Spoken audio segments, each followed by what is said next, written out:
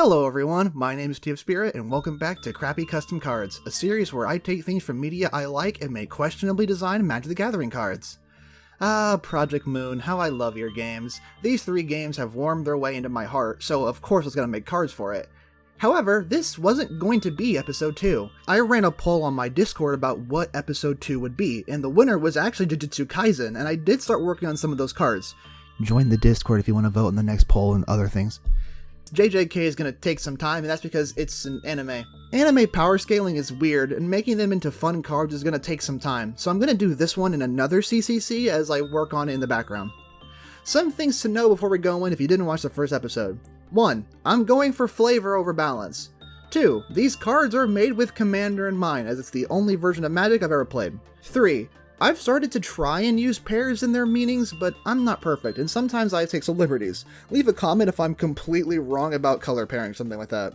And 4. While I try to be as creative as possible, there are thousands of Magic cards, so some of it may already exist. Oh, and one more rule / a disclaimer for some people. I'm probably gonna make some color pie breaks, just accept it, alright? This is for fun, not trying to make fully legal cards. I will start each segment by talking about the character, the color identity, and why I put them there and the abilities I got. Oh, and unlike my first video, I won't explain every keyword. I'll only explain them if I haven't used them in the series yet. I was thinking about making some unlisted videos explaining the mechanics, so let me know if y'all would find that helpful. Now, we've got a lot of segments to get through, so let's not waste any more time. This is episode 2 of Crappy Custom Cards, and we're talking about Limbus Company.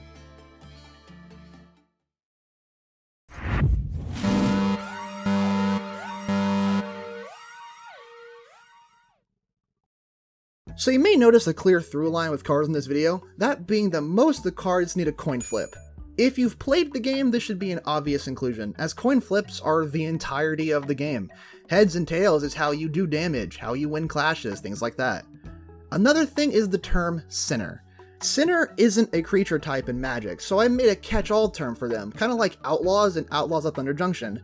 Sinners are any creature with the following creature types: Assassin, Berserker, Demon, Mercenary, Soldier, and Rogue.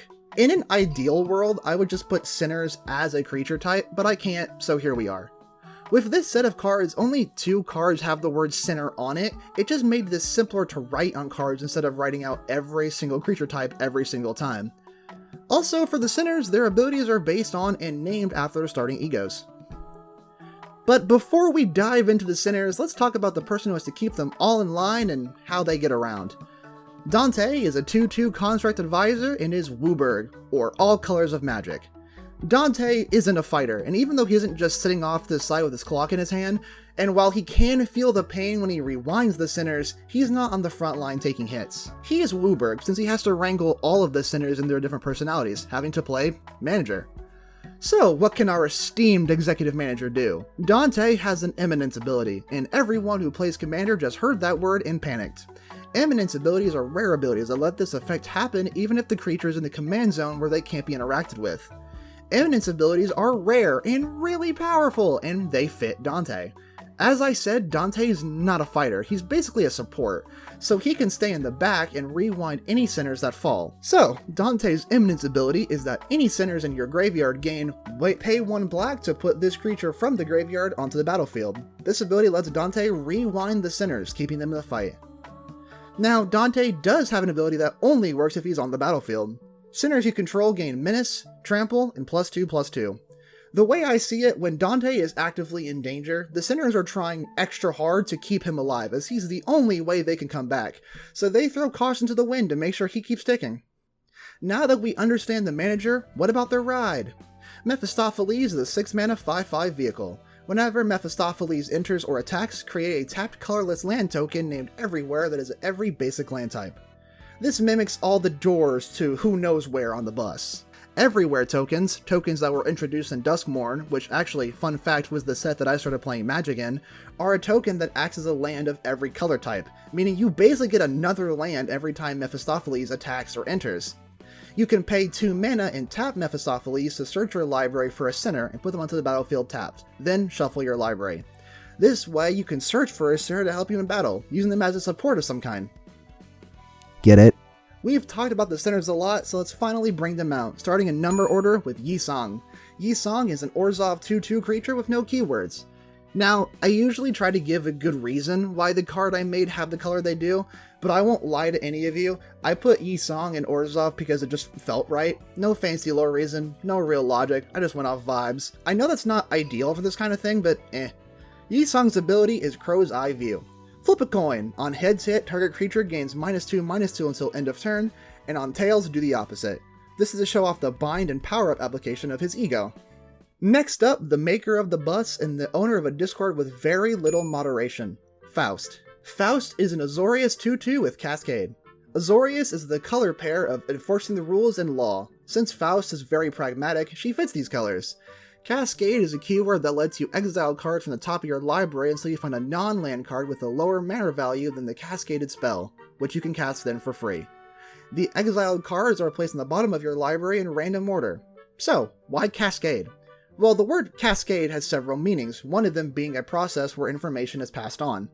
Faust is our resident lore dumper in Limbus. Her job is to cascade information. Her ability is Representation Emitter. Flip a coin. If the coin is heads, all creatures you don't control gain a -1/-1 counter, and if it's tails, your next creature spell gains Cascade.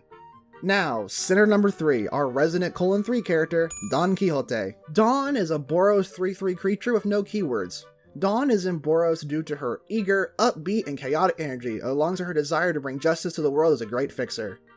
Now, with her ego, Le Sangre de Sancho, flip a coin, and on heads hit, put a -1/-1 counter on a creature, and on tails, you gain 3 life. However, Dawn has another ability, that being if 3 creatures have -1/-1 counters on your upkeep, you transform Don Quixote into Sancho, Unleashed Bloodfiend, becoming a 5/5 with lifelink and menace. Whenever a creature you control gets blocked, the blocking creature gains a -1/-1 counter. And if any creature has a -1/-1 counter on them, Sancho can't be blocked, letting the Bloodfiend rampage. Center number 4, OFA, Ryoshu. Ryoshu is a Rakdos 3/3 with Bloodthirst. Black and red fit Ryoshu, since she's very willing and quick to end a life, and she's always the first to be right for a fight. Bloodthirst is a keyword that means that the creature enters with a number of 1/1 counters equal to the amount of damage you've done this turn. Now, that might not sound that bad, but in the words of a wise man, "Because there are 3 of you idiots and grenades exist!" Ryoshu's ego, Force for the Flames, says flip a coin. If it's heads, Ryoshu deals damage equal to the amount of 1/1 counter she has, and if it's tails, she becomes indestructible until the end of turn, letting her go on a bigger killing spree. Center number 5, our monotone, emotionally distant king, Mersault.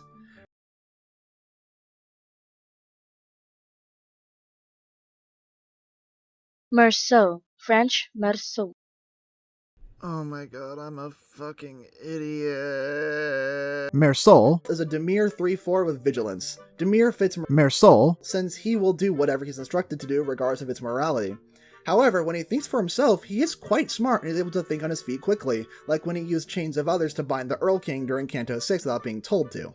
Speaking of Chains of Others, flip a coin. If the coin is heads, put 3 stun counters on target creature. Stun counters prevent tap permanents from untapping. If the coin is tails, the target creature is goaded. Goad means that until your next turn, that creature attacks each combat if able and attacks a player other than you if able. Center number 6, the guy that stalks Hime in all her gacha pulls, Hong Lu. Hong Lu is an Is-It 2/2 with no keywords. Hong Lu has a childlike wonder to him, meaning he says and does things that probably aren't the best thing to do and say, but he's surprisingly emotionally intelligent and very perceptive, able to pick up on things that others may miss. His ego is the Land of Illusion. Flip a coin. If it's heads, gain protection from 1 color till the end of your next turn. Protection is a static ability, which means that the affected permanent has limited protection from the effects of whatever it's marked with. For example, if you have protection from blue, all blue spells can't target or hurt you.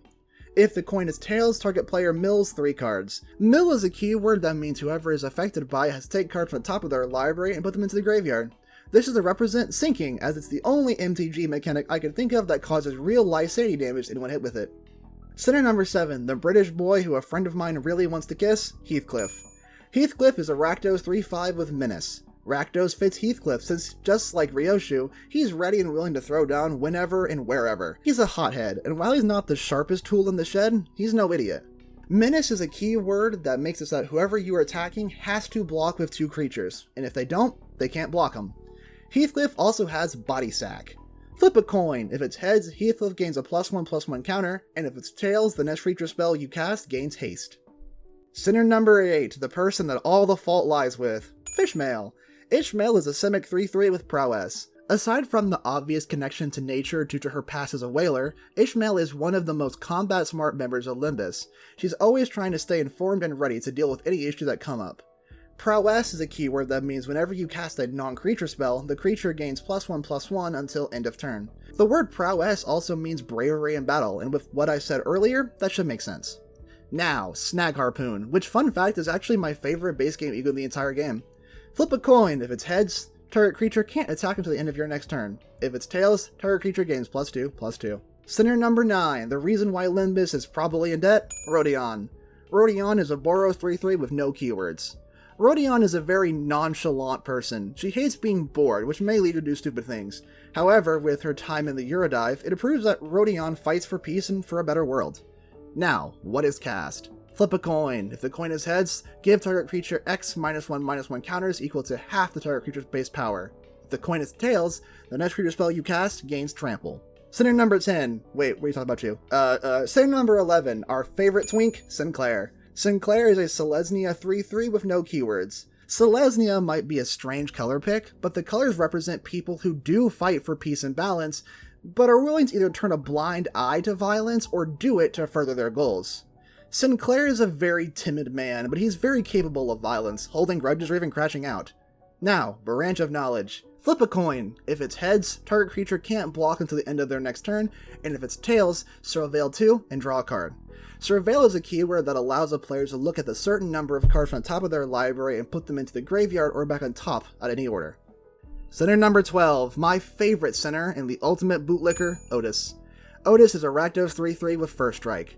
First Strike is a keyword that means that the creature assigns combat damage first when it comes to blocking, meaning they could kill a creature before the enemy creature gets to swing back. Otis is a soldier, a commander. She's tactical and she knows how to exploit an enemy's weakness. She's also ruthless, willing to step on and over anyone she has to get the job done. Now, to Pathos Mathos, and there are a lot of words here. Flip a coin. If the coin is heads, target creature gains +3/+3 until end of turn. If that creature deals combat damage to an opponent, that creature and Otis gain a +1/+1 counter. If the coin is tails, target creature gains double strike until end of turn. And finally, last but certainly not least, sinner number 13, our favorite bug boy, Gregor. Gregor is a Selesnya 2/4 with no keywords. Gregor is one of the common sinners we have. He's friendly, easygoing, and he's usually able to lighten the mood. However, his mutations give him a connection to nature and the war he was thrust into. Gregor is an anomaly among the sinners, and he's also one among these cards as he doesn't have a coin flip for his ego suddenly one day. Instead, you roll a d6 to simulate the random effects given with the ego. On a 1 or a 2, you either give a creature a +1/+1 counter or a -1/-1 counter. On a 3, you put a finality counter on target creature. Finality counters are counters that were added in the Lost Caves of Ixion that makes it so whenever a creature with finality is sent to the graveyard, it gets exiled instead. On a 4, you put a stun counter on a creature, and if they aren't tapped, you tap them. On a 5, you gain 3 life. Finally, if you get a 6, you put a poison counter on a player. Poison counters are counters that, unlike most other counters, are placed on players rather than their creatures or their artifacts. When a player has 10 or more poison counters, that player loses the game. And that's it. Dante, Mephistopheles, and the 12 Sinners of Limbus Company. Now you might be curious on why I skipped some of the other members of LC, but I'm saving those for a future video. If you want these cards, they'll be in the description below. If you create any decks of these cards, please let me know. I would love to see them. Now if you need me, I'm going to go back to win rating. Thanks for watching. Leave a like, drop a comment if you have something to add, subscribe, stay safe, and have a good night.